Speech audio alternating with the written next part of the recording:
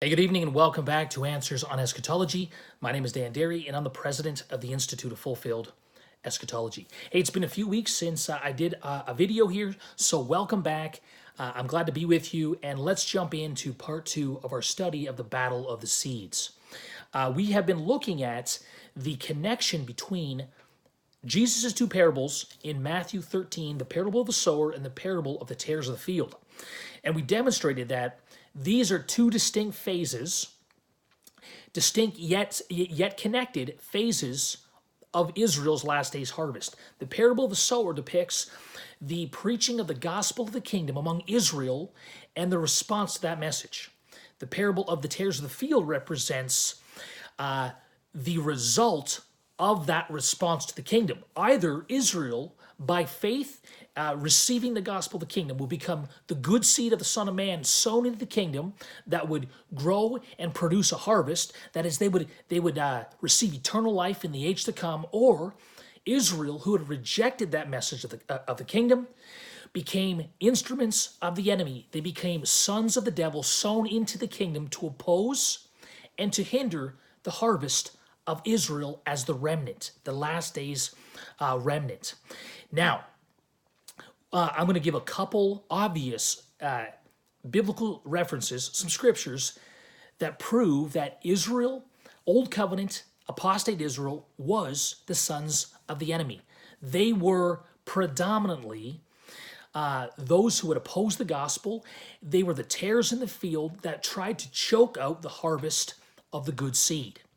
I'm not denying that Gentiles became instruments of the enemy, sown into the kingdom with Israel to oppose the harvest. I'm not denying that, but predominantly and primarily, the sons of the enemy, the sons of Satan, going all the way back to Genesis 3:15, were in fact Old Covenant, first century Jerusalem, who had become the instruments of the enemy through the rejection of their kingdom, the gospel that was first preached to them by Christ, his apostles, and the first century disciples as well. Now, obviously, we can look at John 8:37 through 44, where Jesus calls the Jews of his day sons of the devil.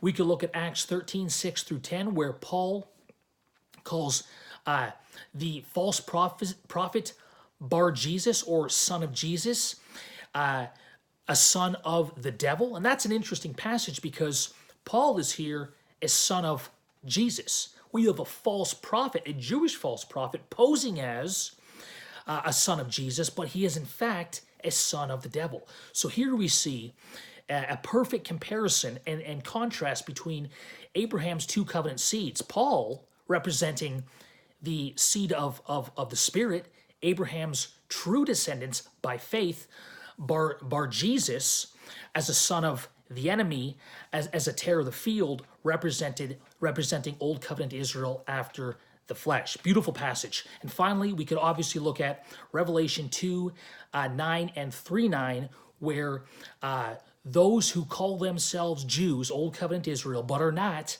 were in fact the synagogue or the gathering, the assembly of Satan, obviously in contrast to the true synagogue of Jesus Christ, the church of Jesus Christ. That being said, I want to move on to some parallels that are maybe not so obvious, and demonstrating once again that primarily Old Covenant first century Israel had become the sons of the enemy.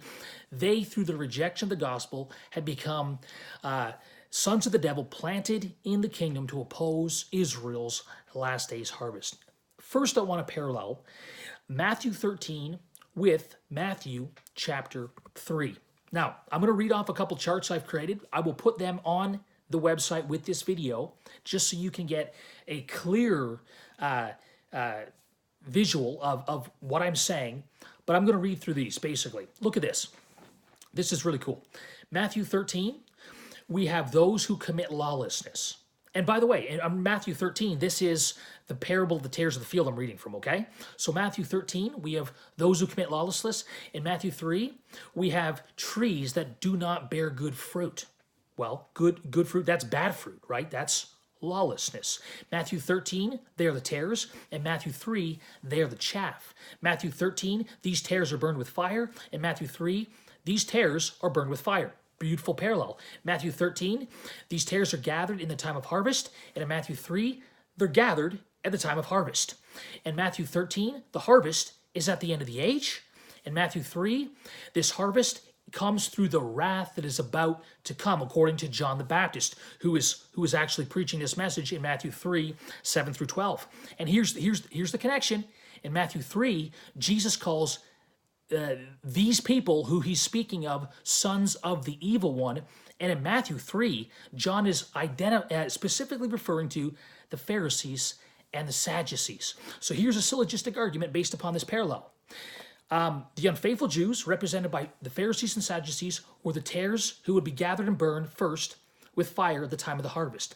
But the sons of the evil one were the chaff that would be gathered and burned with fire at the time of the harvest. That's Matthew 13. Therefore, the unfaithful Jews were the sons of the evil one who would be gathered as chaff or tares and burned with fire at the time of harvest. In other words, the lawless Jews of Matthew 3 were Satan's seed, sons of the evil one of Matthew 13. Beautiful parallel. Now, next, I want to parallel 2 Corinthians chapter 11, and specifically the servants of Satan, as Paul refers to these individuals, and I want to parallel the sons of Abraham after the flesh in Galatians 2 through 4. I wish I had time to read 2 Corinthians 11, that passage. You go do that. I'm going to read this chart here, which is, again, a beautiful comparison that identifies Old Covenant Israel as the sons of the evil one, as servants of Satan, as Paul puts it. Watch this. In 2 Corinthians 11, these are being led astray and being enslaved. In Galatians, Paul says, these certain ones are bringing you into bondage. In 2 Corinthians 11, Paul calls these individuals false prophets. In Galatians, Paul calls them false brethren. In 2 Corinthians 11, Paul calls these individuals, he says that these individuals preached a different gospel. In Galatians, Paul says they preached a different gospel. In 2 Corinthians 11, Paul calls them Hebrews, Israelites, descendants of Abraham according to the flesh. That's who they were. Paul compares his Jewish genealogy, his boasting of that, with them. And in Galatians, they are Pharisees from Judea. And to get that out of Galatians, we compare Galatians 2, 1 through 6 with Acts 15, 1 through 5. We see that those that came from Judea in the book of Galatians were mentioned in the book of Acts in chapter 15. Go look at that comparison. And here's the vital connection. In 2 Corinthians 11, these Hebrews who were leading these Corinthians astray, who were false prophets, who were preaching another gospel, Paul calls them servants of Satan. And in Galatians, we know that this whole book concerns the contrast that Paul climaxes in chapter 4. It concerns the two sons of Abraham, those according to the Spirit and those according to the flesh. And these Jews who were bringing the Galatians into bondage, who were false prophets, who preached a different gospel, who were the Jews from Judea, Paul says, these are the seed after the seed of Ishmael. They are the seed of the bondwoman. They are Jews according to the flesh. What this means is that the servants of Satan in 2 Corinthians 11 were the seed of Abraham according to the flesh of Galatians chapters 2 through 4. Let me read again the syllogistic argument based upon this chart. The Jews according to the flesh were the false brethren who preached a different gospel, attempting to bring the church into bondage. That's Galatians. But the servants of Satan were the false prophets, or false apostles, who preached a different gospel, attempting to lead the church astray. That's 2 Corinthians 11. Therefore, the Jews according to the flesh were the servants of Satan, Old Covenant Israel, after the flesh, therefore, were Satan's seed. Listen, that is powerful biblical evidence based upon these two charts, which again I will upload on this video, that the sons of the enemy, the seed of Satan, the tares of the field of Matthew 13 were in fact primarily first century Old Covenant Israel, the Jews who had rejected the message of their gospel through the planting of the word of the kingdom. They had become instruments of the hand of the enemy to oppose the good seed that was planted in the kingdom as the remnant, as Israel's last day's harvest. But in the end, they would both grow up together in the end of the age, and they would be separated. The sons of light, the good seed, sown by the Son of Man, would enter the kingdom, receive their inheritance. The sons of the enemy would be cut down, burned in the fire. They would be excluded from the promises of Abraham. They would be excluded from the covenant and the kingdom of Jesus Christ. Now, that's all for tonight. I'm way over time. I think I will do a third video.